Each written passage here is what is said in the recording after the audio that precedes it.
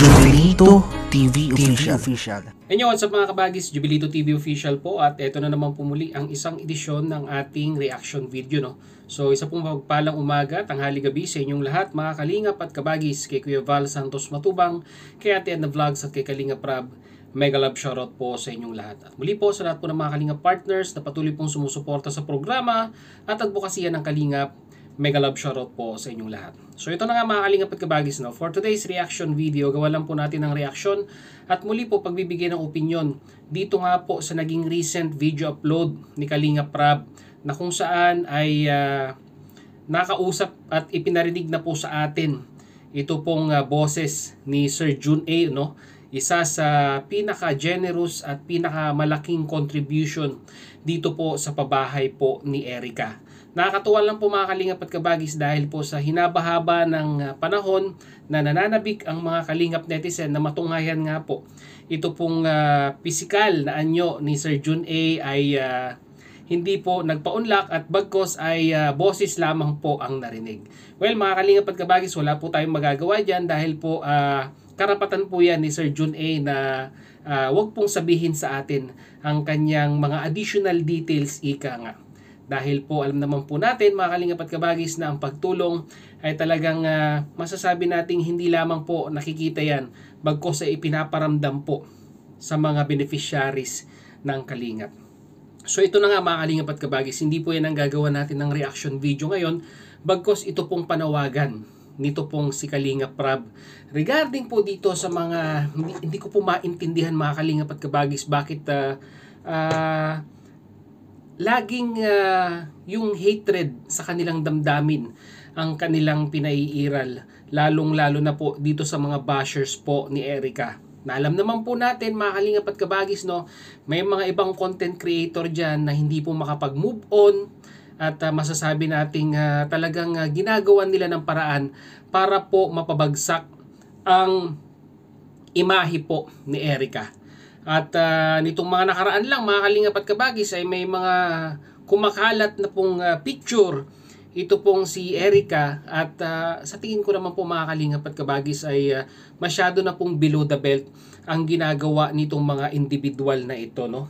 At hindi ko rin po expected ito mga Kalingap at kabagis dahil po si Kalingap Rab ay binasag niya na po ang kanyang katahimikan at siguro po sinabi niya sa sarili niya, enough is enough, tama na ang pangbabash sa mga subject ng Kalingap.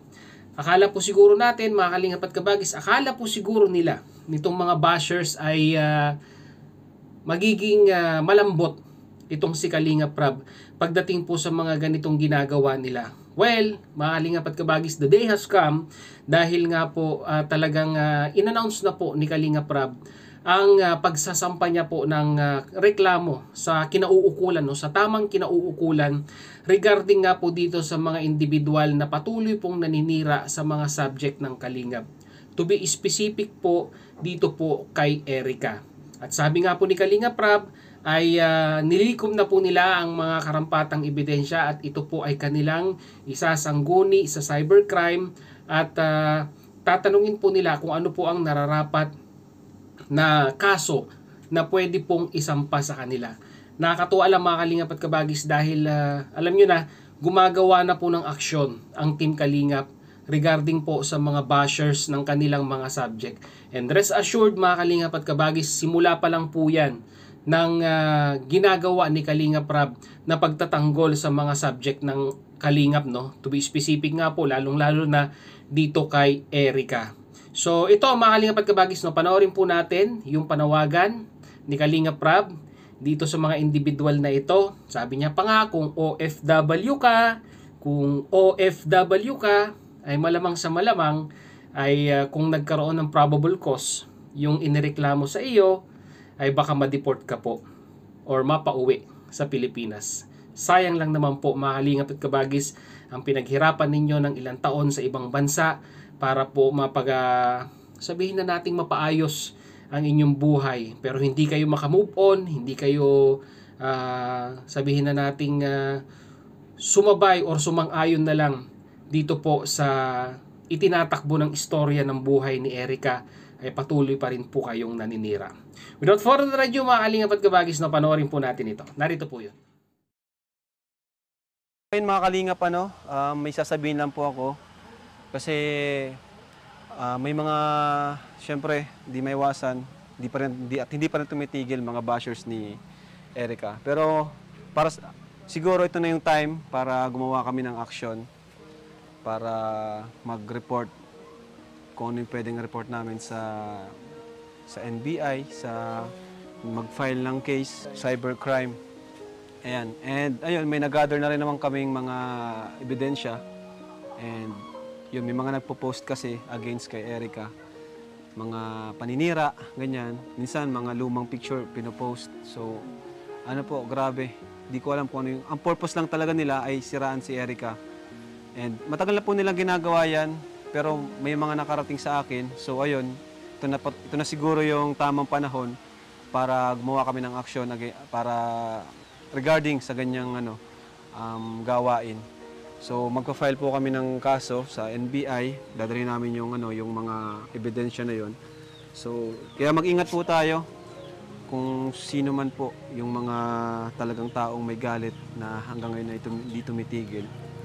At ikaw Erica, may gusto ka bang sabihin? Ganon din na nararamdaman mo na sobra-sobra na, di ba? Sobra-sobra na po yung ginagawa po nila. Below the belt na po. Below the belt na. So, grabe talaga. Ako nga mismo, kahit sa mga reactors, nag-comment din ako doon na wag nang gawa ng reaction video kasi lalo lang lalaki. Basta kami mag-report na lang po namin yan sa NBI dito sa aming lugar, kagaya ng ginawa ni Papa.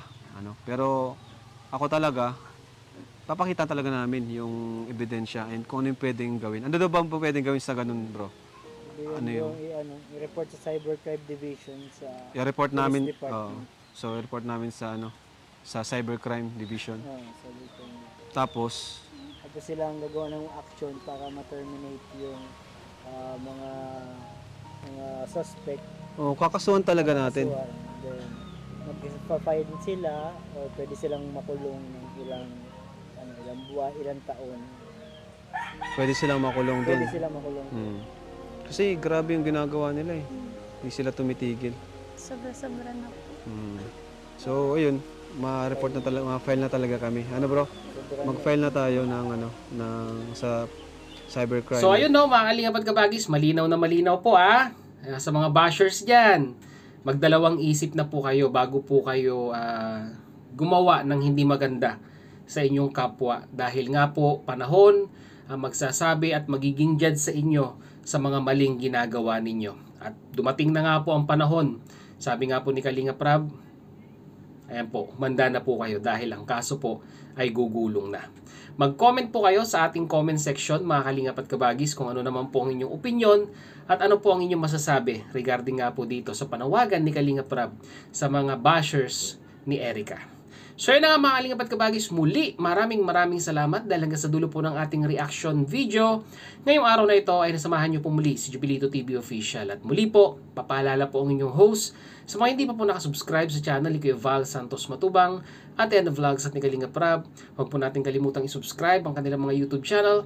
And at the same time, muli po naglalambing din po ang inyong host sa mga hindi pa po nakasubscribe sa channel ni Jubilito TV Official, ay pakita naman po ang subscribe button at ang notification bell para maging updated pa po kayo sa mga darating nating reaction videos.